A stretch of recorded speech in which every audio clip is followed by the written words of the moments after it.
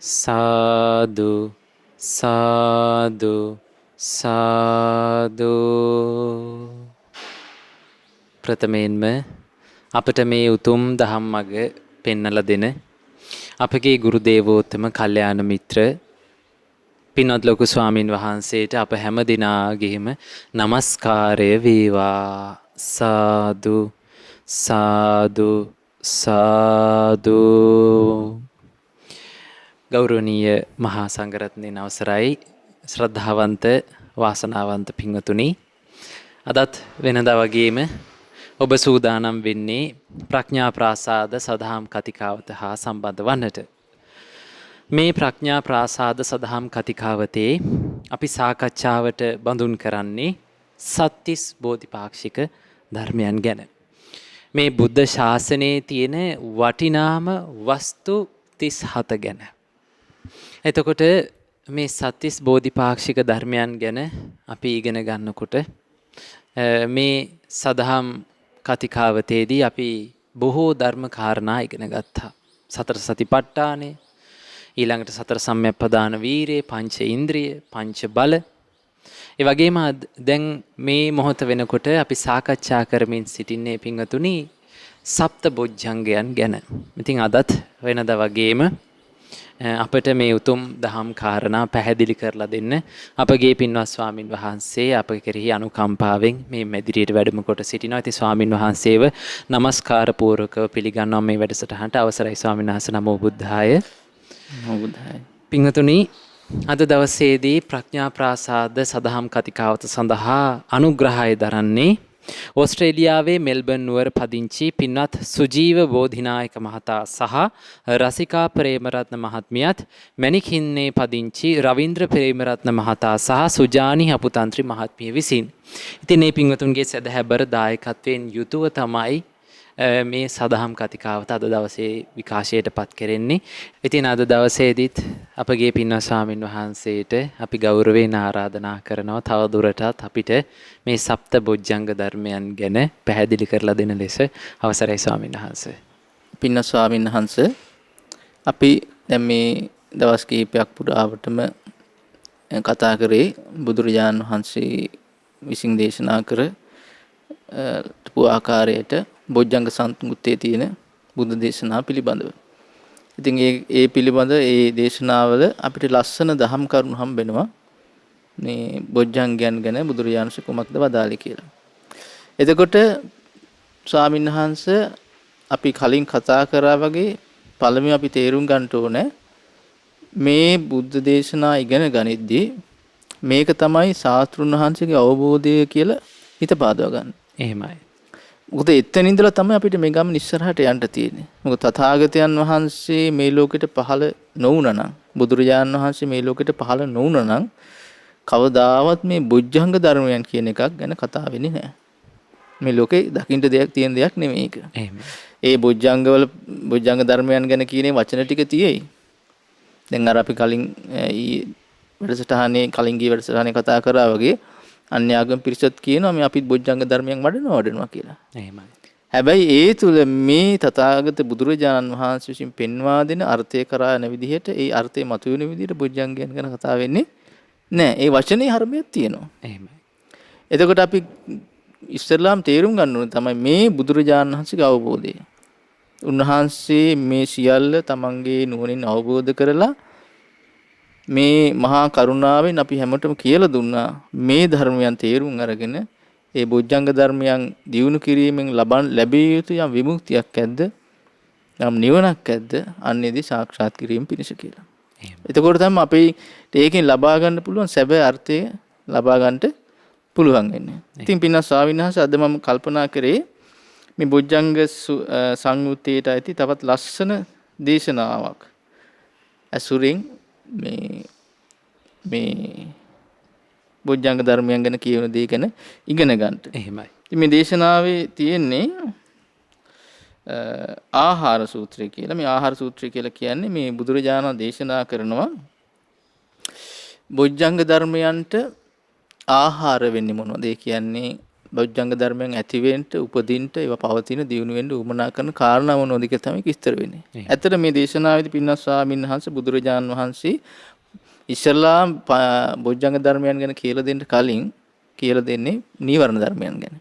නීවරණ ධර්මයන් කියලා කියන්නේ පින්වත් ස්වාමීන් වහන්සේ මේ නිවන වහලා දාන දේ. යථාර්ථයේ අවබෝධයේ වළකන දේ. එහෙමයි.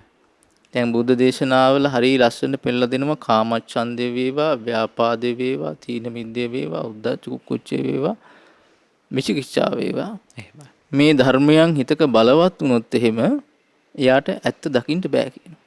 එහෙමයි.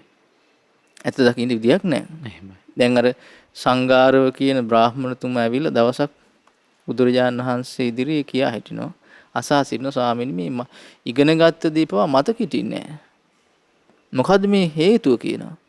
බුදුරජාණන් දේශනා කරන නීවරණ ධර්මයන් ඒ කියනවා. ඒ සත්‍ය දකින්ට ඒ යථාර්ථ දකින්න තියෙන හැකියාව නවත්තලා දානවා නීවරණ ධර්මයන් තුල. ඒකට බොජ්ජංග ධර්මයන් තුලින් කරන්නේ මොකද? අවබෝධය ඇති කරවලා දෙනවා. යථාර්ථය දකින්න සුදුසු පරිසරය හදලා දෙනවා. ඒක නීවරණ බලවත් වුණොත් බොජ්ජංග ධර්මයන් වඩා ගන්නට බෑ. නීවරණ දුරු වෙන්න ඕන. එහෙමයි. එතකොට මේ දේශනාවේ බුදුරජාණන් මේ කාරණා දෙකම පැහැදිලිව විස්තර කරලා දෙනවා. නීවරණයන් බලවත් වෙන්නේ මොන විදිහටද? නීවරණයන් දුරු වෙන්නේ මොන විදිහටද? බොජ්ජංගයන් බලවත් වෙන්නේ මොන විදිහටද? බොජ්ජංගයන් දුරු වෙන්නේ මොන විදිහටද කියලා.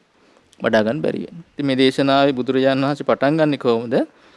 පින්වත් මහණෙනි, පංච නීවරණයන්ටද සප්ත බොජ්ජංගයන්ටද ඇති ආහාර නොවන දෙයක් ගැන ඔබට දේශනා කරන්න. ඒක අහගන්න කියලා. පින්නතුනේ පින ස්වාමීන් වහන්සේ බලන්න බුදුරජාණන් දේශනා කරනවා පින්වත් මහණෙනි නූපන් කාමච්ඡන්දයේ ඉපදීම උපන් කාමච්ඡන්දයේ බොහෝසෙයින් බලවත් වීම පිණිසත් ආහාර වන්නේ කුමක්ද කියනවා. කාමයන් කෙරෙහි තියෙන ආසාව කැමැත්ත. බුදුරජාණන් දේශනා හරිය පැහැදිලි. පින්වත් මහණෙනි සුබ නිමිත්තක් ඇත්තේ ඒ පිළිබඳ නුවණින් තොරව බහුලව මෙනෙහි කිරීමක් ඇද්ද නූපන් කාමච්ඡන්දයේ ඉපදීම පිණිසත් උපන් කාමච්ඡන්දයේ බොහෝසෙයින් බලවත් වීම පිණිසත් මේ ආහාරය වෙයි. සුබ නිමිත්තයි අයෝනිසෝ මනසිකාරයයි. එහෙමයි. ප්‍රියමනාප දෙයක් ඇද්ද රූප සද්ද ගන්ධ රස පහස වේවා ඒ මුල් කරගෙන හිතේ හටගන්න ඒත් එක්කම හටගන්න අයෝනිසෝ මනසිකාරය. නුනුවණින් මෙනෙහි කිරීම. ඒතකොට ඒ සුබ නිමිත්තයි නුනුවණින් මෙනෙහි කිරීමයි කියන කාරණා දෙකක් තැඟුණාද එතන වැඩෙන්නේ කාමච්ඡන්දයයි කියනවා. එතකොට ඒ අවස්ථාවේ ඇති නොවී තියෙන කාමච්ඡන්දය ඇති වෙනවා කියනවා. කලින් තිබ්බ නැති. තිබුණා නම් යම් කාමච්ඡන්දයක් ඒක බලවත් වෙනවා කියනවා. එහෙමයි. එතකොට කෙනෙක් ඒ විදිහට කල්පනා කර ඒ විදිහටම නම් කටයුතු කරන්නේ ආ තේරුම් ගන්න මෙහෙම කළොත් කාමච්ඡන්දයයි බලවත් වෙන්නේ. එහෙමයි. එතකොට ඒක නැත්තම් කාමච්ඡන්දේ උපදින්න ආහාර නැහැ කාමච්ඡන්දේ. එහෙමයි. එතකොට කෙනෙක් මේ හේතු සකස් කර මේ ආහාරය සකස් කර එයාගේ ජීවිතය තුළ එයා කොච්චර කැමති වුණත් කාමච්ඡන්දේ දුරු වෙච්ච ඉත හදාගන්න ලැබෙන්නේ නැහැ. එහෙමයි. ලැබෙන්නේ නැහැ. එතකොට එහෙම හිතක් තියෙන කෙනාට බොජ්ජංග ධර්මයෙන් වඩනවා කියන කරන්න පුළුවන් එක නෙමෙයි. ඒක අපි තේරුම් ගන්න. එතකොට බුදුරජාණන් වහන්සේ මෙතන පෙන්ලා දෙනවා ඒ කාරණේ. ඊළඟට පෙන්නවා උපන් ද්වේෂයේ බොහෝසින් බලවත් වීම පිණිසත් නූපන් ද්වේෂ ඉපදීම පිණිසත් ආහාර වන්නේ කුමක්ද? බුදුරජාණන් දේශනා කරන පින්වත් මහණනි පටික නිමිත්ත ඇත්තේ ඒ පිළිබඳ නුවණින් තොරව බහුලව මෙනෙහි කිරීමක් ඇද්ද නූපන් ද්වේෂයේ ඉපදීම පිණිසත් උපන් ද්වේෂයේ බොහෝසින් බලවත් වීම පිණිසත් මේ ආහාරය වෙයි. එහෙමයි. තරහව ව්‍යාපාදය. එහෙමයි. දැන් කවුරු කතා වෙන එක. එහෙමයි. ඒක බලන්න මේක පටන් ගන්න ස්වාමීන් වහන්සේ බලන්න බුදුරජාණන් දේශනා කරන ද්වේෂය හටගන්න හේතු වෙනවා කියනවා. පටිග නිමිත්ත මොකක් හරි කාරණයක් සිදු වෙනවා අපි අකමැති. එහෙමයි. ඒක හැට දකින්න රූපයක් වේවා කනට ඇහෙන ශබ්දයක් වේවා දිවට දැනෙන රසයක් වේවා මොන හරි දෙයක්. එහෙමයි. එතකොට ඒ මුල් කරගෙන යා නුවණින් තොරව කල්පනා කරනවා. එහෙමයි. අයෝනිසෝ මනසිකාරය. එතකොට එතන ඇති වෙනවා කියනවා ඒ කාරණා දෙක මුල් කරගෙන පටිගය ගැටීම ව්‍යාපාදේ. එතකොට ඒ ආහාරේ පවතින තාක් ඒ හේතුව පවතින තාක් මොකද වෙන්නේ? ව්‍යාපාදේ උපදිනවා. ඒ නීවරණය බලවත් වෙනවා. ඉපදුණු නීවරණයක් ඇති ඒක බලවත් වෙලා යනවා. එහෙමයි. එතකොට කෙනෙක්ගේ ජීවිතය තුළ දකින්න තියෙන්නේ මේ පටිඝ නිමිත්තයි අයෝනිසෝ මනසිකාරයයි නම් එයා කොයිතරම් කැමති වුණත් ඒ අර ද්වේෂයෙන් නම් නිදහස් වෙන්න බෑ. මේ හේතුව තියෙන තාක් ඒ ඵලෙ හට ගන්නවා. එහෙමයි.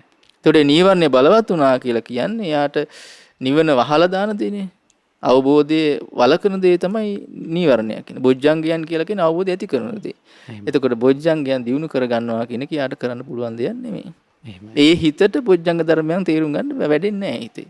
මොකද බලවත් වෙලා තියෙන්නේ නීවරණය.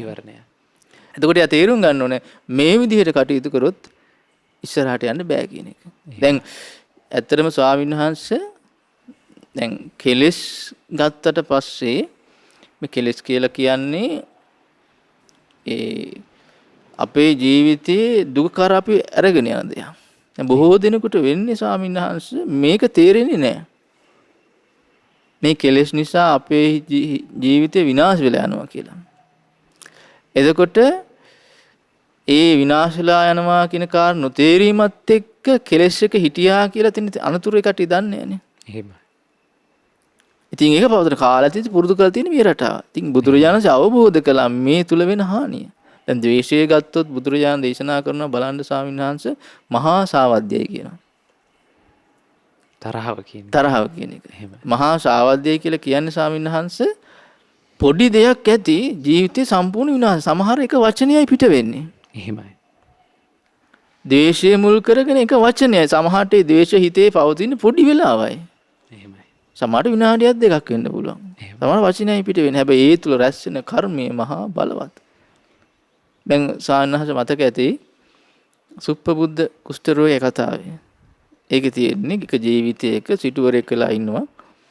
යනකොට පාරේ යනකොට දකින්නවා ශ්‍රමණයන් වහන්සේ නම. ඇත්තටම පසේ බුදුරජාණන් වහන්සේ. පසේ බුදුරජාණන් වහන්සේ කියලා පසේ බුදුරජාණන් බෝඩ් ගහගෙන යන්නේ නැහැ නේ. එහෙමයි.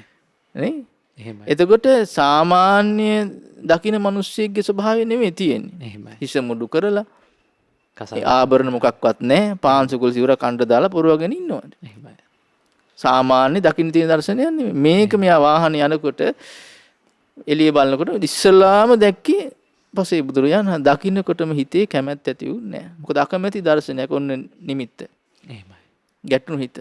එහෙමයි. ඇති වෙන්න හේතු වුණා ආයුෂ මනසිකාරය තුන තරහ තමයි උපන්නේ. මෙයා දන්නේ මේක නිසා අනතුරක් වෙනවා කියන්නේ. එතකොට ඒ තරහ මුල් කරගෙන වාචික ක්‍රියාවක් එළියට ආවා. කවුද මේ කුෂ්ඨියා කියලා. එතනින් පස්සේ ඒක නැති වෙලා යන්නේ නැති. මතකයක්වත් තිබ්බේ නැහැ. හැබැයි අවුරුදු 10 ගාණක් ලක්ෂ ගාණක් නිරේ දුක් විඳින්න වුණා. මනුස්ස ලෝකේ උපන් කාලේ ඇඟ පුරා කුෂ්ඨ කියනවා. එහෙමයි. ඇඟ පුරා කුෂ්ඨ කියනවා. ඒතකොට ඒ විදිහටපත් වෙන්න හේතුව සාහනස මේ අනතුරු දන්නේ නැති නිසානේ. එතකොට ඒ අනතුරු දැනගත්තත් එයාට එකකින් වලකින්න බෑ. මේ හේතුන කාරණා අපි තේරුම් ගත්තේ නැත්නම්. ඒතර බුදුරජාණන් පේනවා කෙනෙක්ගේ හිතේ ද්වේෂය හටගන්න හේතු වෙන්නේ මොකද්ද? පටිඝ නිමිත්තයි අයෝනිසෝ මනසිකාරය. එහෙමයි. එයා අකමැති දෙයක් මොකක් හරි සිද්ධ වෙනවා. හැබැයි ඒත් එක්ක යාගේ අයෝනිසෝ මනසිකාරය වැඩ කරනවා. එතකොට තමයි අර නූපන් ද්වේෂය උපදිනවා. උපන්නා යම් දේශයක් තියෙනවනම් ඒක වැඩි වෙලා යනවා. එතකොට මේ නීවරණේ ඒ විදිහට තමයි පවතින්නේ කියලා. ඒකත් ඒ නීවරණේ බලවත් වෙනවා කියලා කියන්නේ යට බොජ්ජංග ධර්මයන් වැඩින්නේ නැහැ කියන එක. ඊළඟට කියනවා නූපන් තීන මිද්දේ ඉපදීම පිණිසත් උපන් තීන මිද්දේ බොහෝසින් බලවත් වීම පිණිසත් ආහාර වන්නේ කුමක්ද? බුදුරජාණන් දේශනා කරන පින්වත් මහණෙනි හුදකලා වාසීත් කුසද්දහම් වල නොයැලෙන බව හෙවත් අරතිය ඇත්තේය. අරතිය එක කුසල් දහම් වලට ආශ කරන්නේ නැහැ. අකමැති. එහෙමයි. කම්මැලිකම ඇත්තේය. කම්මැලිකම කියලා කියන්නේ මේ කුසල් වඩන්න. වීරියක් ගන්නෙ නැහැ. ඈනුම් මරිනවා. ඊළඟ බත්මතේ ඊළඟ සිතේ හැකිලුණු ස්වභාව ප්‍රබෝධමත් නැති ගතිය. එහෙමයි. එතකොට ඒ පිළිබඳ නුවණින්තරව බහුලව මෙනෙහි කිරීමක් ඇද්ද? එතකොට අයෝනිසෝ මනසිකාරයම යෙදෙනවා. යෙදුන ගම මොකද වෙන්නේ? එතකොට ඒ කාරණා එකතු වුණාට පස්සේ මොකද වෙන්නේ? මේ තීන මිද්දේ කියන එක නූපන්නෝ තීන මිද්දේ උපදිනවා. ඉපදුන තීන මිද්දේ බලවත් වෙලා යනවා. කොට එහෙම ඉන්නකොට ජීවිතේ අතාර දකින්න පුළුවන්කම නෑ. ඒ හිතක බොජ්ජංගයන් වැඩෙන්නේ නෑ. දැන් සාමාන්‍ය මේක අපිට තේරෙන්නේ නෑනේ බලන්න. එතකොට පින්න ස්වාමීන් වහන්සේ මේ කාරණා ඒ කියන්නේ අරතිය ඊළඟට කම්මැලිකම ඈනුම් මරින බත්මතේ සිතේ හැකිලුණු ස්වභාවය මෙන්න මේ කාරණාත් ඒ වගේම තමයි ආයුෂ මනසිකාරය. ඒ නුවණින් තොරව කල්පනා කිරීම මේ කාරණා එකතැන් නුන තැන එකතුන තැන එයාගේ තුල හටගන්නේ තීන මිද්දේ. නූපන් තීන මිද්දේ උපදිනවා. උපන් තීන මිද්දේ බලවත් වෙලා යනවා. එතකොට මේ නීවරණය බලවත් වුණා කියලා කියන්නේ අවබෝධය නැති කරනවා. ප්‍රඥා ඇස දුර්වල කරනවා. එතකොට ඒ හිතක බොජ්ජංගයන් වැඩෙන්නේ නැහැ. එහෙමයි. එතකොට අපි ගත්තොත් දැන් කුසල් දහම් වල ඇලෙන ගතිය නැහැ. අරතිය තියෙන්නේ. එහෙමයි. එතකොට ඒ අරතිය කියලා කියන්නේ එයා ආස කරන්නේ කුසලයෙන් වඩන්න. එහෙමයි. කැමති නැහැ සිල් රකින්න ආස නැහැ. බණ අහන්න ආස නැහැ. එහෙමයි. ඊළඟට ඒ ගුණ ධර්මයන් දියුණු කරගන්න ආස නැහැ. ස්වාමීන් වහන්සේ ඇත්තටම ආසයි නම් කැමති නම් කවදාවත් ඒදී ඉපා වෙන්නේ නැහැ. එහෙමයි. දැන් ඇති කියලා හිතෙන්නේ නැහැ. එහෙමයි.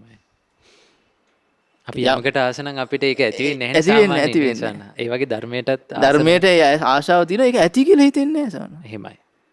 දැන් ශ්‍රාවක මඟපල්ලාභී ශ්‍රාවකයන් ස්වභාවය ගන්නකොට ස්වාමීන් වහන්සේ එක තැනක තියෙන හරි ලස්සන සිද්ධියක් මට මතකයි. හත්තක දිව පුත්‍රයා. එහෙමයි.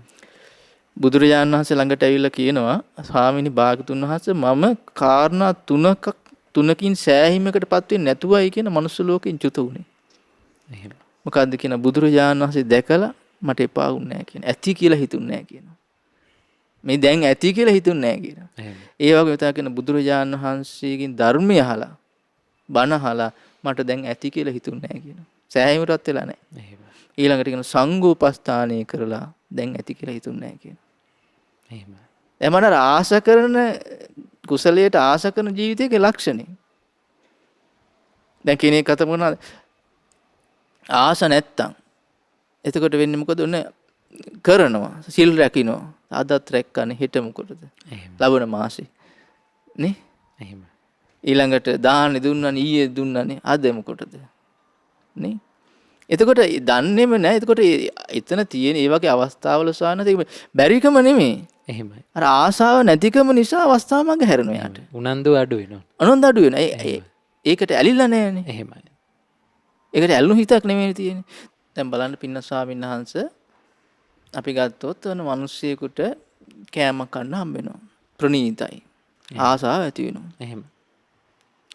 ඒකට ඇලෙනවා. එහෙමයි.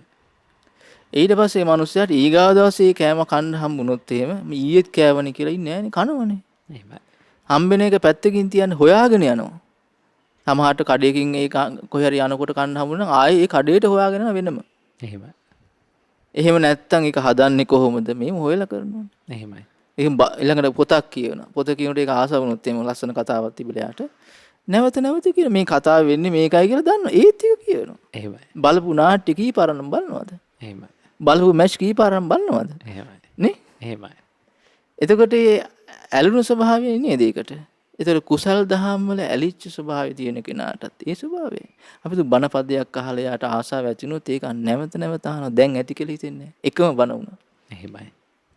ඒ අහන්නේ එකම බණ දේශනා වෙන්න පුළුවන්. හැබැයි ආසයි නම් ඒකට ඇලී වාසය කරන ඒක නැවත දැන් ඇති කියලා හිතන්නේ. එහෙමයි. ඒකයි. එතකොට ඒක නැතිකමකට වෙන්නේ මොකද්ද? ඒ කුසල් දහමට ඇලීමෙන් ඇලෙන නැති ගති තිබ්බන් පස්සේ වෙන්නේ මොකද්ද? තීන මිද්දේ තමයි කියනවා ඇති වෙන්නේ. එහෙමයි. තීන මිද්දේ තමයි ඇති වෙන්නේ. තීන මිද්දේ තමයි බලවත් වෙන්නේ කියන්නේ. එහෙමයි. එතකොට මෙතන තීන මිද්දේ කියලා කියනකොට බලන්න සාන. එතකොට මේ නිදා ගන්නවා කියන මාර්ථය නෙමෙයි. එහෙමයි. කම්මැලිකම අලසකම. එතකොට මේ කුසලයට නොඇලී ස්වභාවය. එහෙමයි.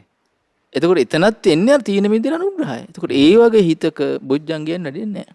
එහෙමයි.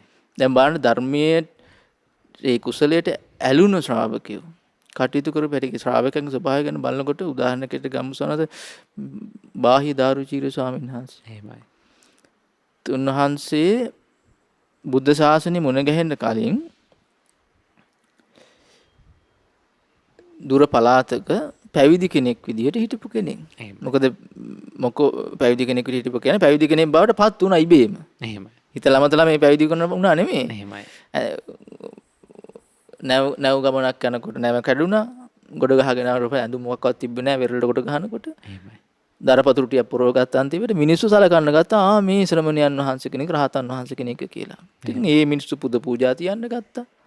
ලාභ සත්කාර ගොඩක ඉඳී පූජනීය චරිතයක් පැලාතේ. එහෙමයි. හැබැයි යම් දවසක ඒ උත්තරමට ආරංචි වුණාද යම් දවසක බාහිදාරුචීරි ස්වාමීන් වහන්සේ ආරංචි වුණාද එතකොට භික්ෂුවක් ශ්‍රමණ ජීවිතේ පත් වෙලා හිටියේ නෑ. එහෙමයි. ආරංචි වුණාද සම්බුදුවරයෙක් පහළ වෙලා ඉන්නවා දිවුරැත්තට උදව් කළා. සම්බුදුවරයෙක් පහළ වෙලා ඉන්න ඔබ රහතන් වහන්සේ කෙනෙක් නෙමෙයි රහත් මගට ඇවිල්ලත් නෑ සම්බුදුවරයෙක් පහළ වෙලා ඉන්නවා රහතන් වහන්සේ නමක් අන්න සවැත් නුවර. එහෙමයි. එතකොට මේ පණිවිඩය අහන්න හම්බුණා විතර අර ලාභ සත්කාර ඒ ඔක්කොම අතහැරියා නෙමෙයි. දෙපාරක් හිතුවේ නෑ. එහෙමයි. ඒ සමාජයේ වැඳුම් පිළිතුරු ලැබු කෙනා ඒ පළාතේ. එතකොට එතන ඒ පැත්තේ මිනිස්සුන්ට ඒ වෙනකොට බුදුරජාන් වහන්සේ නමක් ගැන පණිවිඩයක්වත් අහන්න හම්බෙලා නැහැ. එහෙමයි. ඒ ඔක්කොම අතහැරලා ස්වාමීන් වහන්සේ අර රහතන් වහන්සේගේ නම අහලා එතින්ට ගියානේ. එහෙමයි. එතකොට විස්තර වල සඳහන් වෙන්නේ කොහොමද මේ? තියෙනවා එක රැයයි කියන එක තැනක නැවතුනේ බේක් ගන්න. එහෙමයි. රාත්‍රිය ගත කරන්නේ එතන අද මහන්සිය කියලා දෙවියන් දවස් ඉඳී නෑ. අද තව දවසක් විවේක කරගෙන යනවා කියලා. එහෙමයි. පයින් ගියේ කියනවා. මොම්බායි ඉඳලා සවැත් නුවර හිතන්න කිලෝමීටර් 1000ක් විතර දුර. එහෙමයි. ඊටත් වැඩි. එහෙමයි. පයින් ගමන. අද අපි යයිද බණ අහන්න පයින් එච්චර දුර. කොහේ හරි ධර්ම දේශනාවක් කියනකොට වාහනයක යන්න බලනවා. එහෙමයි. හරිද? ඒක නැත්තම් බස් එකක් වැඩ කරන්නේත් නැහැ. පයින් යන්න තියෙනවා අර 70ක් විතර දුරට. නේ? එහෙමයි. එතකොට එහෙමනේ කල්පනා වෙන්නේ. එහෙමයි. අවුව වැස්ස. දැන් අර බාහිදාරුචීරි ස්වාමීන් වහන්සේට වැසි කීයක නම් අහුවෙන්න ඇද්ද? කෑම ටිකක් හොයාගන්න කොයිතරම් මහන්සි ගන්නද? ඒ කියන්නේ බැරි වෙන්න ඇද්ද? එහෙමයි. ඒ ඔක්කොම නොතක ආවනේ. ඇවිල්ලා ධර්මය අහුවා, අවබෝධ කළා, ඒ ගමන් පිරිනොම් පෑවා. එහෙමයි. දවසක් වෙන එක දවස් දෙකක් එක තැනක ඉදියානම් ඉවරයි. එහෙමයි. ජීවිතේ නෑ නේ. එහෙමයි. දැන් මන්නේ ආශාව නිසා නේද කුසලයට. දැන් ඊළඟට බලන්න කවුද අනේ පිරිසිදුතුමා. මහ රෑ ගියේ බුදුරජාණන්සේ බැහැ දකින්න. නින්ද ගියේ නෑ කියන එයාගේ තිබුණ ප්‍රීතියට ඇති වෙච්චි. බුදුරජාණන් දකින්න ඕන කියන එක. එහෙමයි. එතකොට බලන්න ස්වාමීන් වහන්සේ ඒ කුසලයට ඇලීමත් එක්ක කටයුතු කරන ස්වභාවයයි නැති වෙනකොට. එතකොට කුසලයට තියෙන ඇලීම නැති වුණාට පස්සේ අරතිය වගේ දෙයක් තුනට පස්සේ බලවත් වෙන තීන මිද්දේ. එහෙමයි. අපි නොදන්නවා වුණාට ඒක වෙනවා. ඒ හේතුවත් එක්ක. හේතුඵල ධමන්නේ තියෙන්නේ. එතකොට ඒ වගේ හිතක බොජ්ජංගයන් වැඩෙන්නේ නෑ ඒක තේරුම් ගන්න. එතකොට මේක තමයි බුදුරජාණන් අවබෝධය බලන්න උන්වහන්සේ පෙන්ලා දෙන දේ.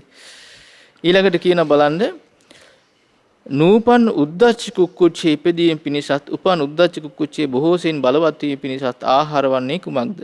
පින්වත් මහණෙනි සිතෙහි නොසන්සිඳීමක් ඇත්තේ ඒ පිළිබඳ නුවණින් තොරව බහුලව කල්පනා කිරීමක් ඇත්තේ මෙනෙහි කිරීමක් ඇද්දේ. නූපන් උද්දච්ච කුක්කුච්චේ ඉපදීම පිණිසත් උපන් උද්දච්ච කුක්කුච්චේ බොහෝ සෙයින් බලවත් වීම පිණිසත් මේ ආහාරය වේ කියලා. එතකොට කියනවා නොසන්සිඳන ස්වභාවය. හිතේ තියෙනවා නම් විචිරණ ගතිය හිතේ තියෙනවා නම් එතකොට තේරුම් ගන්න. එතකොට ඒකත් එක්ක නුවණින් තොරව කල්පනා කිරීම. එහෙම. අයෝනිස මානසිකාරයත් එක්ක සම්බන්ධ වෙන බලන්න. ඒ දෙක එකතු වෙන තැන යාගේ නීවරණය බලවත් වෙනවා. උද්දච්ච කුක්කුච්චය කියන්නේ. එතකොට ස්වාමීන් වහන්සේ තේරුම් ගන්න ඕන හිස නොසන්සිඳුණු ස්වභාවයයි අයෝනිසෝ මානසිකාරයයි කියන දෙක ආවට පස්සේ නුවණින් තොරව කල්පනා කිරීම ආවට පස්සේ එතන තියෙනවා මේ උද්දච්ච කුච්චය හටගන්න උවමනා කරන කරුණු. එතකොට යාගේ හිතේ බලවත් වෙනවා ඒ නීවරණය. ප්‍රඥාව දුර්වල කරලා දෙන දේ. නිවන වහලා දාන දේ ඇති වෙනවා. ඒතකොට ඒ හිතක බොජ්ජංගයන් වැඩෙන්නේ නැහැ. ඒතර බොජ්ජංගයන් වඩන්න කැමති නම් මේ වගේ අනතුරු වලටපත් නොවී ඉන්න ඕන. ඉතින් මේ වල ගොඩ යන ක්‍රමය බුදුහාම දේශනා කරනවා. දැන් යෝනිසෝමනසිකාරය තියෙනවා මේ හැමතැනම ගොඩ යන්න පුළුවන් ස්වාමීන් වහන්සේ. එහෙමයි. දැන් බලන්න බුදුරජාණන් පෙන්වලා කියන හැමතැනම තියෙනවනේ. නුවණින් තොරව කල්පනා කිරීමක් ගැන. එහෙමයි. ඒ යෝනිසෝමනසිකාරය යෙදෙන්න දන්නේ නැහැ. එහෙමයි. දැන් කාමච්ඡන්දය ඇතිනේ ප්‍රියමනාප අරමුණයි. සුබ නිමිත්තයි අයෝනිසෝමනසිකාරය. එතන යෝනිසෝමනසිකාරය ආවට පස්සේ අර සුබ නිමිත්තයක් හිතේ පිහිටන්නේ නැහැ. එහෙමයි. පටිඝ නිමිත්තයක් හිතේ පිහිටන්නේ නැහැ. එතකොට අරතියක් ආවත් යාර දුරු කරගන්න දක්ෂ වෙන යෝනිසෝමනසිකාරය තුල. එතකොට යෝනිසෝමනසිකාරයේ යෙදෙන්න ජීවිතය තුළ ඒක පාවිච්චි කරන හැටි කියලා දෙන්න මඟ පෙන්වනවා කවුද? කල්යාණ මිත්‍රයා. ඒ ඇසුරේ ඉන්නවා නම් කෙනෙක් එයාට ගැලවිලා යන්න පුළුවන්. දැන් බලන්න එක තැනක තියෙන සාන මට කියනකොට මතක් වුණේ වංගීස ස්වාමීන් වහන්සේ. වංගීස ස්වාමීන් වහන්සේ ආරාමේ ඉන්නකොට ඒ ආරාම බලන්න ලස්සන කාන්තාව ටිකක් ඇවිල්ලා ඉන්නවා.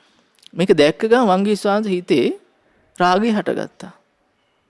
මොකද හේතුව සුභ නිමිත්තයි අයුන්ස මනසිකාරය. එතකොට ආනන්ද ස්වාමීන් වහන්සේට කියනවා ස්වාමීනි ආනන්දයන් වහන්සේ මට පිහිට වෙන්න. මට පිහිට වෙන්න කාරණේ කල්යාණ මිත්‍රයෙක් ඇසුරේ ඉන්නේ. එහෙමයි.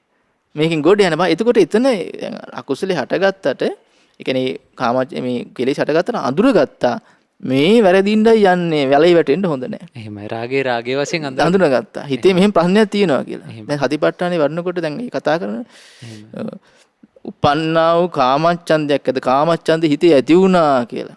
එහෙමයි. දැනගන්නවා. ඒක සිහියනේ. එතකොට එතනම කුසලිය උපදිනවා.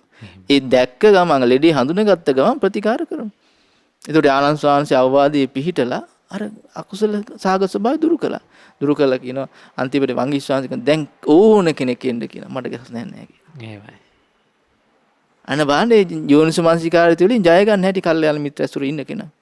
එතකොට මෙතන හැම තැනකම මේක තියෙනවා සානන්ද. ඊළඟට බලන්න විචිකිච්ඡාව. නූපන් විචිකිච්ඡා ඉපදී පිණිසත් උපන් විචිකිච්ඡාව බොහෝසින් බලවත් පිණිසත් ආහාර වන්නේ කුමක්ද? සැකේ උපදවන කරුණු මැත්තේ ඒ පිළිමද නුවණින්තරව බහුලව මෙනෙහි කිරීමක් ඇද්ද විචිකිච්ඡාව උපදිනවා. උපන් විචිකිච්ඡා බොහෝසින් බලවත් වෙනවා කියන්නේ. එතනක් තියෙන අනුසමනසිකාරයමයි බලන්න. එහෙමයි. ඒ අයෝනිසමනසිකාරය යෙදෙනවා කියලා කියන්නේ මොන යම් අයෝනිසමනසිකාරය යෙදෙන කෙනාට තමයි මොන අරමුණ ආවත් හිත පහදින විදිහට නේ කල්පනා කරන්නේ. එහෙමයි. හිතේ සැක සංකා ඇති වෙන විදිහටමයි කල්පනා කරන්නේ. අරක කොහොමද මේක කොහොමද කිය. එතකොට එතන ශ්‍රද්ධාව වැඩෙන්නේ නැහැ. ශ්‍රද්ධාව වැඩෙන්නේ නැහැ. ඒකයි විචිකිච්ඡාවට ඉඩ නැහැ ශ්‍රද්ධාව තියෙන තැන. එහෙමයි සර්. ශ්‍රද්ධාව ස්ථාවර වුණ ගමන් විචිකිච්ඡාව දුර වෙනවා. සංයෝජන කැටියෙන් ප්‍රහාණය වෙලා යනවා. එහෙමයි. නේ? සංයෝජන කැටියෙම ඒක ප්‍රහාණය සංයෝජන කැටියට තියෙන දේම ප්‍රහාණය වෙලා යනවා. එහෙමයි. සද්ධා ස්ථිරව සෝතාපන්න වෙනකොට. එතකොට ස්වාමීන් වහන්සේ මේ ඒ අයෝනිසෝ මනසිකාරයේ තුලින් තමයි මේ හැම තැනම මේ අරුබුදේ හටගන්න නිවන බලවත් වෙන්න හේතු වෙන්නේ. එතකොට අපි තේරුම් ගන්න ඕන ඒ විදිහට නම් ඉන්නේ බොජ්ජංග ධර්මයන් වැඩෙන්නේ නැහැ කියන්නේ. දැන් මතක ස්වාමීන් අපි දේශනාවක් කතා කළා අර සූර්යයා උපදින්ට පෙර දිගහස අරුණාලෝකයේ දකින්න පුළුවන් කියනවා. එහෙමයි. ආන් ඒකට බොජ්ජංග උපදින්න පෙර නිමිත්ත තමයි කියනවා යෝනිසෝ මනසිකාරය. එහෙමයි. ඒතර මෙතන හැමතැනම අර නීවරණ බලවත් වෙනවනේ යෝනිසෝ මනසිකාරයත් එක්ක. එහෙමයි. යෝනිසෝ මනසිකාරය තිබ්බ ගමන් ඒ ප්‍රශ්න වලින් ගැලවිලා යන්න ඒක නඩ පුළුවන්. එහෙමයි. කාමච්ඡන්දයෙන් ගැලවෙන්න පුළුවන්, ව්‍යාපාදයෙන් ගැලවෙන්න පුළුවන්, තීන මිද්දෙන් ගැලවෙන්න පුළුවන්, උද්ධච්ච කුච්චෙන් ගැලවෙන්න පුළුවන්, විචිකිච්ඡාවෙන් ගැලවෙන්න පුළුවන්. එහෙමයි සර්. එතකොට ඒක තේරුම් ගන්න මේ ආහාර සපයන්නේ නැත්තම් ඒ ඔක්කොම මැරලා යනවා. එහෙමයි. ඊළඟට පිනස් ස්වාමීන් වහන්සේ බුදුරජාණන් මේ දේශනා පිළිබඳව බොජ්ජංගයන්ට ආහාර කරුණු ගැන. මොකක්ද තියෙන්නේ? පින්වත් මහණේ නූපන් සති සම්බොජ්ජංගේ ඉපදී පිණිසත් උපන් සති සම්බොජ්ජංගේ භාවනාවෙන් සම්පූර්ණ පිණිසත් ආහාර වන්නේ කුමක්ද? මහණනි සති සම්බොජ්ජංගේ හිත වූ කරුණු ඇත්තේ ඒ පිළිබඳ නුවණින් යුක්තව බහුලව මෙනෙහි කිරීමක් ඇද්ද? නූපන් සති සම්බොජ්ජංගේ ඉපදී පිණිසත් උපන් සති සම්බොජ්ජංගේ භාවනාවෙන් සම්පූර්ණ පිණිසත් ඒ හේතු වේ කියන ආහාර වේ කියන. ඒක බාන යෝනිසෝ මනසිකාරය තියෙනවා එතන. එතකොට කෙනෙක් මහන්සි ගන්නව නම් සල් සම්පූර්ණයක වඩන්න කියලා කියන්නේ ඒකට හිත වෙන කරුණු තියෙනවා කියන. හතිපට්ඨානෙ. අපි සතිපට්ඨානෙ හිත පිරණය මහන්සි ගන්නවා. ඒ තුල වැඩින්න ස්වාමීන් වහන්සේ බොජ්ජංගය. එහෙමයි. එතකොට සතිපට්ඨානෙට හිත වෙන කරුණු දෙක යා නුවණියුතුව කල්පනා කරන කායනුපස්සනාව වේවා, චිත්තානුපස්සනාව වේවා, වේදනානුපස්සනාව වේවා, ධම්මානුපස්සනාව වේවා.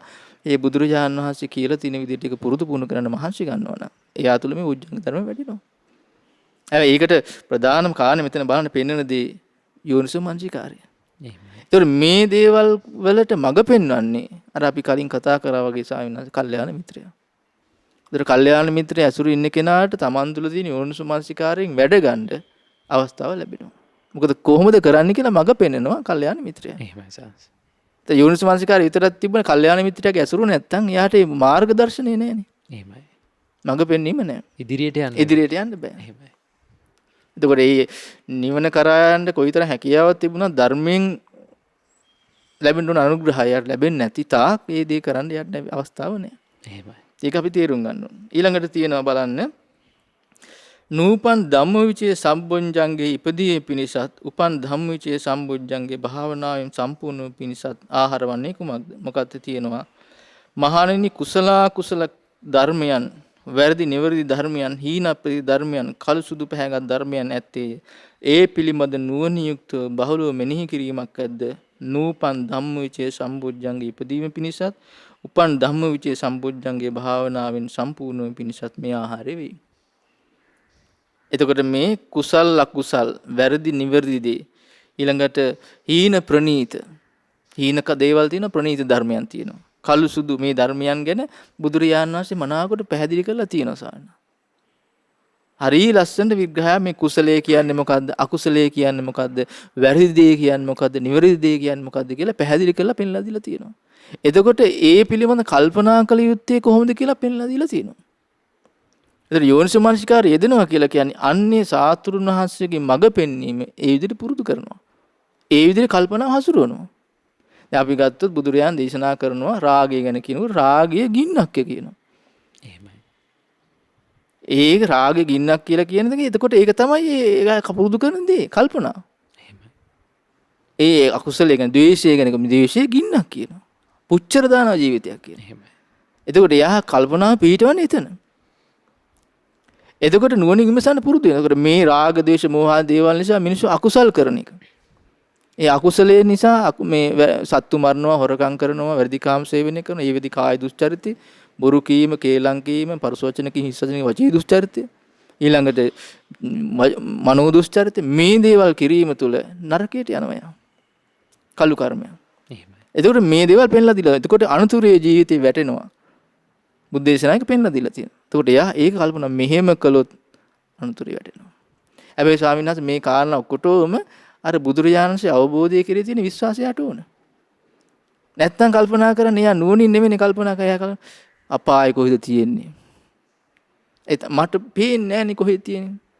ඒක තමන්ට පේන දේ විතරයි හරි කියලා හිතෙන්නේ. බුදුරජාණන් වහන්සේ කියලා කියන්නේ මේ තුන්ලව අවබෝධ කරපු උත්තමයාය කියලා සියල්ල අවබෝධ කරපු උත්තමයාය කියලා පිළිගන්නේ නැහැ. එහෙමයි. එතකොට ඒ ශ්‍රද්ධාව තියෙන කෙනාට තමයි මේක උපදව ගන්න පුළුවන් ස්වාමීන් වහන්සේ.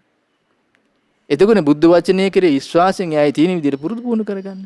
එතකොට බලන්න මේ විදිහට කල්පනා කිරීමක් ඇද්ද බහුල වශයෙන් කල්පනා කිරීමක් ඇද්ද එතන ධම්මවිචේ සම්බුද්ධංගේ වැඩෙනවා කියනවා. දැන් බලන්න ස්වාමීන් වහන්සේ මේ බුදුරජාණන්සේ කොයිතරම් පැහැදිලිව මේ කාරණා අපිට කියලා දීලා තියෙනවද කියලා. ඉතින් කෙනෙකුට තියෙන නුවණ තියෙන කෙනෙකුට අහිංසක විදිහට මේ කියපු දේ ඒ විදිහට පිළි අරගෙන පුරුදු කරගන්න මහන්සි ගන්න එක. ආසයි මේකේ විශ්වාස ඇති කරගෙන. ඉතින් හැබැයි කොච්චර කීවත් අර අපේ හිතේ සංසාරගත පුරුදු ඇති කරගෙන මිනිස්සු එන ගමනනේ තියෙන්නේ. ඒත් එක්ක ධර්මයෙන් ඒ කෙනාට බැහැර වෙන්නම තමයි කරුණු යෙදෙන්නේ. එහෙමයි. පැමිණෙන්නේ නෙමෙයි. එහෙමයි. මොකද මාර ග්‍රහණයෙන් මිදෙනවා කියන කාරණය මේ ලෝකේ ජය ගන්න අමාරුයි. එහෙමයි. ලේසියෙන් කරන්න පුළුවන්. මාර ගහන්නේ මිදෙනවා කියන කාරණේ කරන්න පුළුවන් එකක්. කරන්න පුළුවන් එකක්. හැබැයි ඒක තමයි අමාරුම දේ කියන මාර අභියෝගය. එහෙමයි. බුද්ධ දේශනාවල පැහැදිලිව පෙන්ලා දීලා තියෙනවා. හැබැයි බුදුරජාණන් පෙන්වනවා ස්වාමීන් වහන්සේ කුසලයන් වැඩිවීමෙන්, පින දියුණු කිරීමෙන් මේ මායාවේ අභියෝගය ජය ගන්න පුළුවන් කියනවා. එහෙමයි. එතකොට ඒක කරන්න අපි මහන්සි ගන්නවා ටික ටික. එහෙමයි. ටික ටික අවංක උත්සාහයක් ගන්නයි මෙතන තියෙන්නේ. අනිත් එක තමයි සායනස් මේක මේ කරනකොට ලෝකෙට කියන එක නෙමෙයි. තමන් අහිංසකව යන ගමනක් තියෙන්නේ. තමන්ගේ පාඩුවේ තමන් මේක පුරුදු කරගන්න. මේ ලෝකෙට මම මේක කරනවා කියන ගමනක් නෙමෙයි. එහෙම කරන්න පුළුවන් එකක් නෙමෙයි මෙතන තියෙන්නේ. එහෙමයි. එතකොට බුදුරජාණන් වහන්සේ පෙන්ලා තියෙන විදිහට මේ විදිහට ඒ කුසල ධර්මයන් ගැන, හීන ප්‍රණීත ධර්මයන් ගැන, කලසුදු ධර්මයන් ගැන නුවණින් යුක්තව කල්පනා කරනවා නම් ඒ කෙනාගේ ජීවිතය තුළ ධම්මවිචේ සම්බොජ්ජංගේ වැඩෙනවා කියන. නූපන් ධම්මවිචේ උපදිනවා, උපන් එක පූර්ණත්වයට පත් වෙනවා කියන. එහෙමයි. එතකොට අපිට ඒ ගැන සැක කරන්න දෙයක් නෑ. එතකොට ඒ විදිහට කටයුතු කරන්නයි තියෙන්නේ. බොජ්ජංග ධර්මයන් වඩන්න කැමති කෙනා ඉස්සෙල්ලාම කරන මෙන්න මේක පිළිගන්න ඕනේ. මේ තමයි බුදුරජාණන්සේගේ අවබෝධය. මේ විදිහට පුරුදු කරලා තමයි බුදුරජාණන් වහන්සේගේ ශ්‍රාවකයෝ මේ බොජ්ජංග ධර්මයන් වැඩුවේ, උපදවාගත්තේ, වැඩුවේ කියන්නේ. එහෙමයි. ඊළඟට පෙන්වන ස්වාමීන් වහන්සේ නූපන් විරිය සම්බොජ්ජංගේ ඉපදීම පිණිසත් උපන් විරිය සම්බොජ්ජංගේ භාවනාවෙන් පූර්ණ වීම පිණිසත් ආහාර වන්නේ කුමක්ද? පෙන්වනවා ස්වාමීන් වහන්සේ පින්වත් මහණනි පටන් ගන්නා වීරියක් ඇත්තේය. අලස බවින් නික්මුණු වීරියක් ඇත්තේය. බලවත් ලෙස දැඩිව උපදවා ගන්නා වීරියක් ඇත්තේය. ඒ පිළිබඳ නුවණ යුක්තව බලව මෙනෙහි කිරීමක් ඇබ්බ. නූපන් වීරිය සම්බොජ්ජංගේ ඉපදී පිණිසත් උපන් වීරිය සම්බොජ්ජංගේ භාවනාවෙන් සම්පූර්ණ වීම පිණිසත් මේ ආහාර වෙයි කියනවා. එහෙමයි. එතකොට පටන්ගත් වීරියක් තියෙන්න ඕන. ඒ කියන්නේ ලෑස්ති හැම වෙලාවෙම වීරියට. ඒ කියන්නේ අකුසල් දුරු කරන්නයි කුසල් වඩන්නයි. එයා ඒ වෙනුවෙන් කැපෙනවා. එයා ලෑස්ති. අකුසලයේ ආපු වෙලාවට පවත්තන්න නෙමෙයි. එහෙමයි. ඒක දුරු කරගන්න ලෑස්ති. එතකොට ඒ සූදානමත් එක්ක අයින් පටන් කරගෙන ඉන්න වීරිය. එහෙමයි. එතකොට ඒක ඕනේ යාට. ඊළඟට ඒ වීරිය පවත්තන්න ඕනේ. කම්මැලි නැතුව. ඒක පවත්තන ඊළඟ තමයි කියන පරක්ම දැඩි අදිෂ්ඨානයක් තියෙන්න ඕන. මේක මං කොහොම හරි කරන්න ඕන කියලා. නිකන් ඒ අදිෂ්ඨානේ නැත්තම් ගමනක් කෙනෙකුට යන්න බෑ. ලෝකෝත්තරයක පැත්තකින් තියන සඳ ලෞකික දෙයක්වත් සාක්ෂාත් කරන්න බෑ. අදිෂ්ඨානෙ කියන එක නැත්තම්. කියන්නේ දැඩි ඉලක්කයක් තියෙන්න ඕනේ යාට බලවත්ව පිහිටපු මේ ගමන යන්න ඕන කියලා. එහෙමයි. ඒකට එහෙම කරපු උත්තරම තමයි මේ යුද්ධේ ජයගත්තේ. එහෙමයි. දැන් අපගේ ශාස්ත්‍රුන් වහන්සේ ගත්තොත් සාර අසංඛ්‍ය කල්ප ලක්ෂයක්. අසංඛ්‍යයේ කල්ප 4යි තවත් කල්ප ලක්ෂයක්. ගණනින් කියන්න බෑ. අසංඛ්‍ය කියලා ගණන් කරන්න පුළුවන් ගන්න නෙමෙයි. එහෙමයි. එතකොට චා කාලයක් දෙවි පරදුර තියලා කැප වුණා. එහෙමයි. නේ? දැන් සමහර කුසලයන් දිනු කර ගන්න ඕන කියනකොට ජීවිතය අතහැරිය අවස්ථා තියෙනවා. ජාතක කතාවල අපි ඉගෙනගෙන තියෙනවා සීලය රැකලා ජීවිතය අතහැරියා. මෙස්සිත රැකිනවා ජීවිතය අතහරිනවා. දන් දෙනවා ජීවිතය අතහරිනවා. එහෙමයි. එතකොට බලන්න ස්වාමීන් වහන්සේ හැම තැනම ඒ වෙනුවෙන් කැප වෙලා තියෙනවා. එතකොට ඒත් එක තමයි උන්වහන්සේ මේ ගමන ආවේ. දැන් මේ ජීවිතේ උනත් උන්වහන්සේ කොපමණ වීරිය කළාද නේ? එහෙමයි. දැන් උපදිනකොටම අනාවක කිව්වා මේ කිනා ඒකාන්තයෙන් බුදු වෙනවා කියලා. එහෙමයි. ඒකාන්තයෙන් බුදු වෙන කෙනෙක් කියලා. හැබැයි මම බුදු වෙනවනේ කියලා එහෙම හිතපු කෙනෙක් නෙමෙයි. එහෙමයි. නේ? ඒ නිවන අවබෝධ කරගන්න තියෙන ආශාව නිසා ගිහි ගෙදර අතහැරියා. කීයෙන් කී දෙනෙකුට පුළුවන් දේදී කරන්න. එහෙමයි. මේ ධර්මයක් දැනගෙන නෙමෙයි. නිවන් මාර්ගයක් හරියට දැනගෙන නෙමෙයි. එහෙමයි. ශ්‍රමණ ජීවිතය දැක්කම මේකවත් වෙන්නේ නැති මේකෙන් විසඳුම තියෙන්නේ කියලා අදහස නිසා. එහෙමයි. ඒ අදහස නිසා ගිහි ජීවිතය අතහැරියා. එහෙමයි.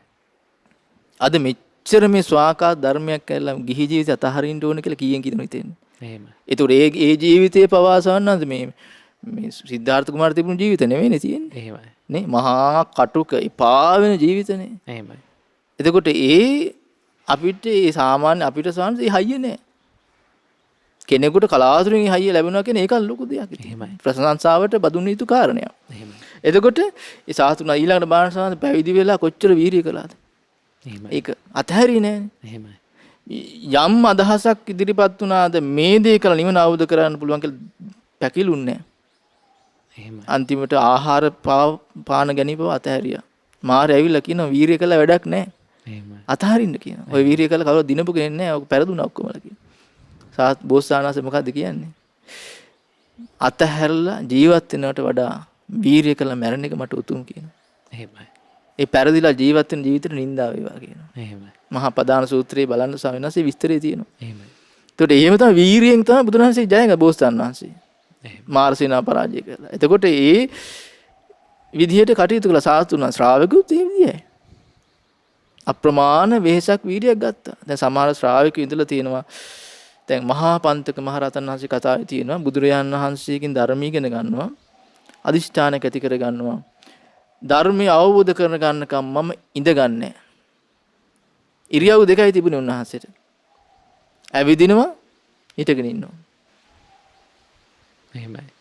ඇවිදින එක හිටගෙන හිතන්න බලන්න ස්වාමීන් වහන්සේ. එහෙමයි. කොච්චර වීරියක්ද කියලා. කොච්චර يعني එහෙම කැපකිරීම කළා. එහෙමයි.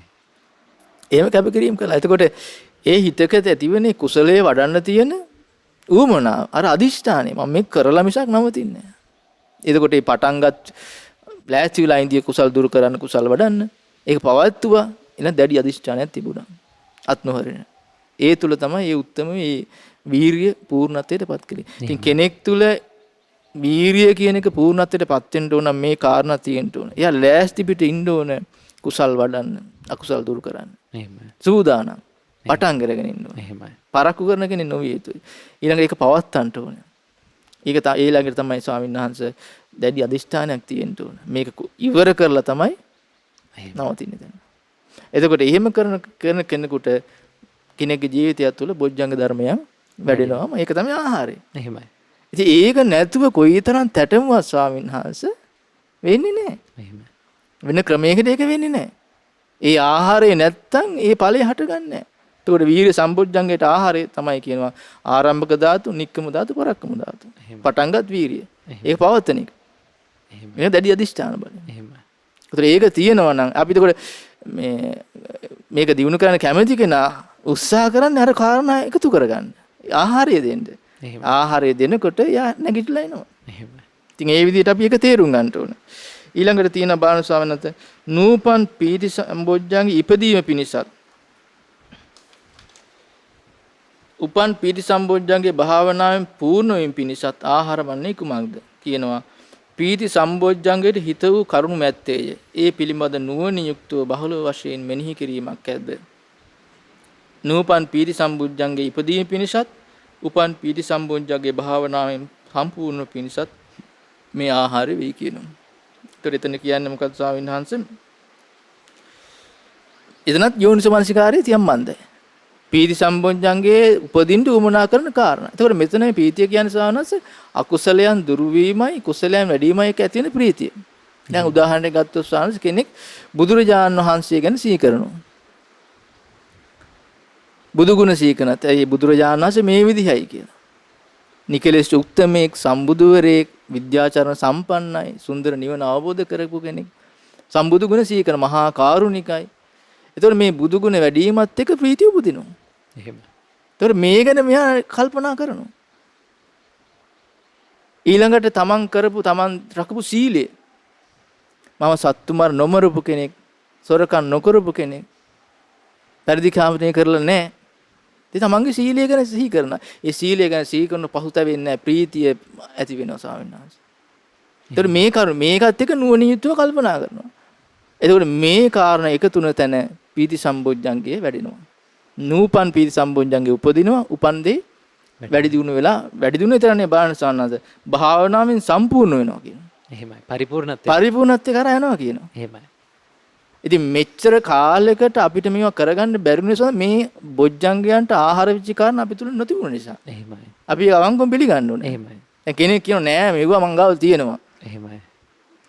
මේවා මං ගාව තියෙනවා වැඩෙන්නේ නැහැ කියලා කියන්න බෑ. ඒතර එහෙම කවුරු හරි කියනවා නම් සාවනස් එයා බුදුරජාණන් වහන්සේ අවබෝධයටයි පහර ගන්න. එහෙමයි. අබෝධයෙන් චෝදනා කිරීම. ඒතර බොජ්ජංගයන් මනාකොට වඩපු බුදුරජාණන් වහන්සේ එහෙමයි.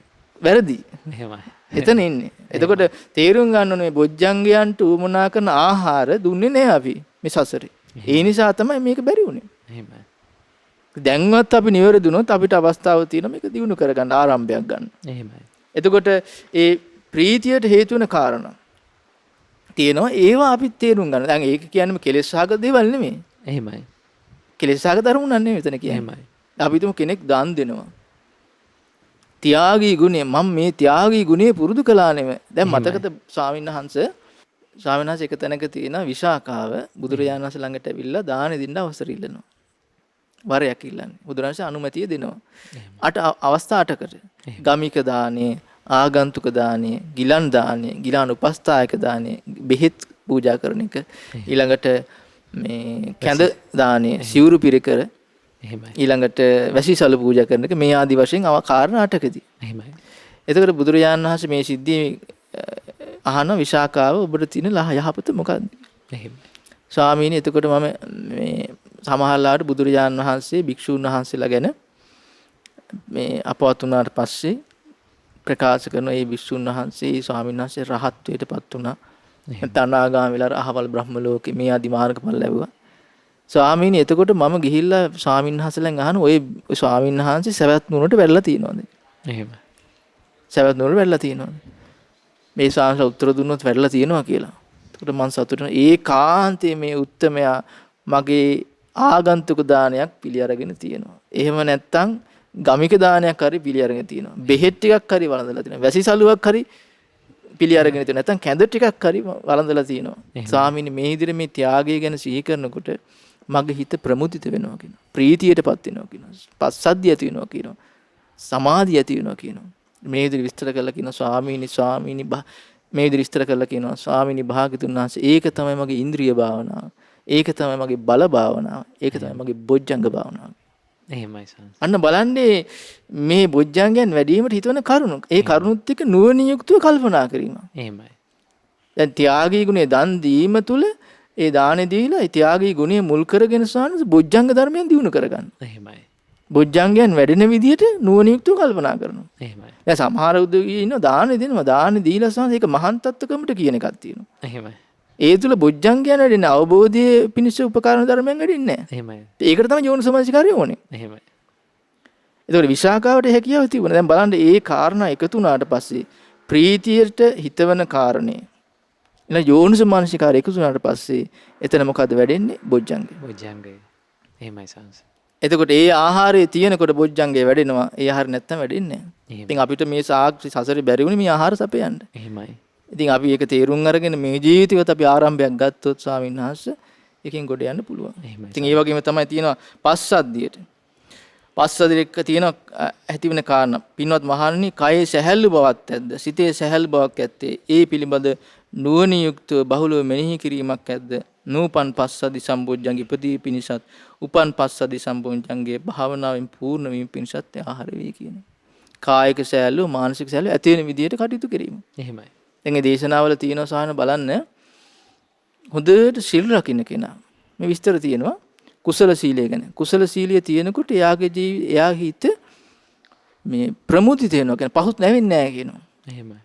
දැන් සාහනතර මතකයේ එක අවස්ථාවක කවුද? නන්ද මාතාව. සාරිපුත්යන් වහන්සේට කියා හින ස්වාමීනි සාරිපුත්යන් වහන්සේ යම් දවසකද මම බුදුරජාණන් වහන්සේ සරණ ගියේ. එදා ඉඳලා දැන සිල්පදයක් කඩලා නැහැ කියනවා.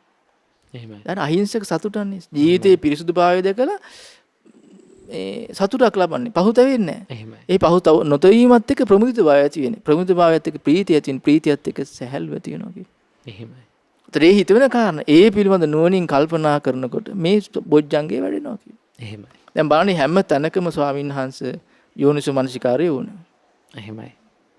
ඒතර යෝනිසෝ මනසිකාරය වුණ තමන් තුල තියෙන එක. එතකොට මේ විදිහට මේ බොජ්ජංගයන් වැඩෙන විදිහට කල්පනා කරන විදිහට මඟ පෙන්වන්නේ කවුද?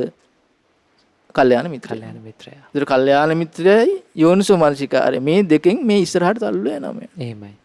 ඒක තේරුම් ගන්න. ඒකට මේ ආහාරය තියෙනකොට මේ පස්සද්ධි සම්බොජ්ජංගේ වැඩෙනවා. එහෙමයි. ඊළඟට තියෙනවා ස්වාමීන් වහන්සේ සමාධිය.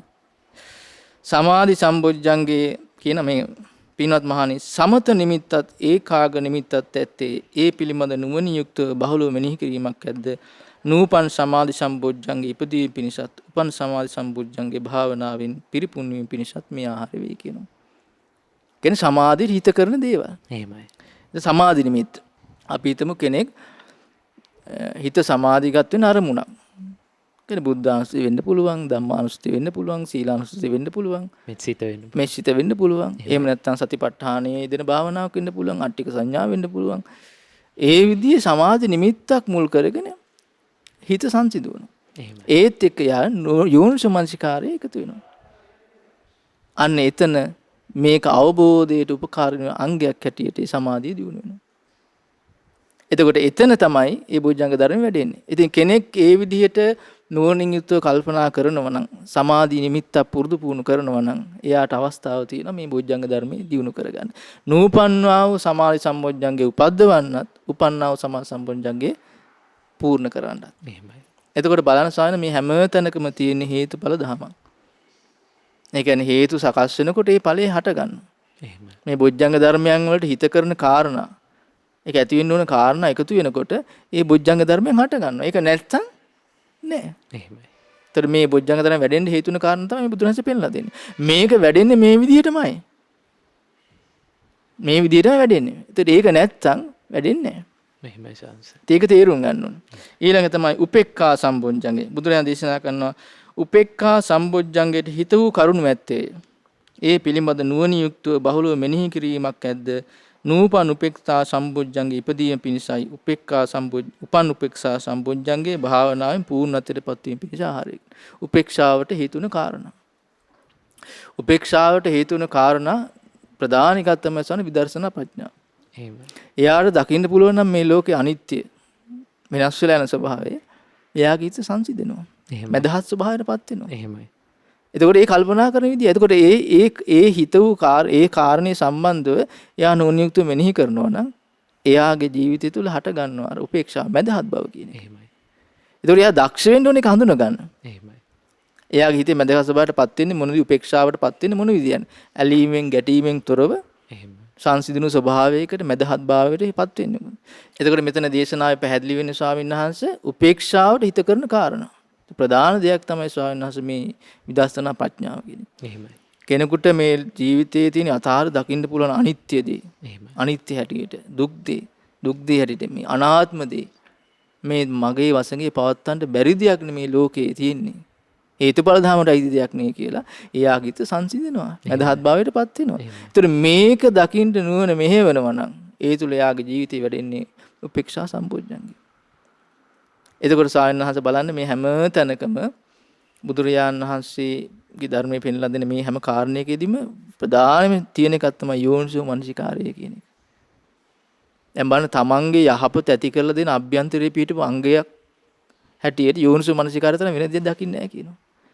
ඒතර බොජ්ජංග ධර්මයන් වඩන්ඩ තමා තුළ පිහිටියු දෙයක් තමයි යෝනිසෝ මනසිකාරය කියන්නේ.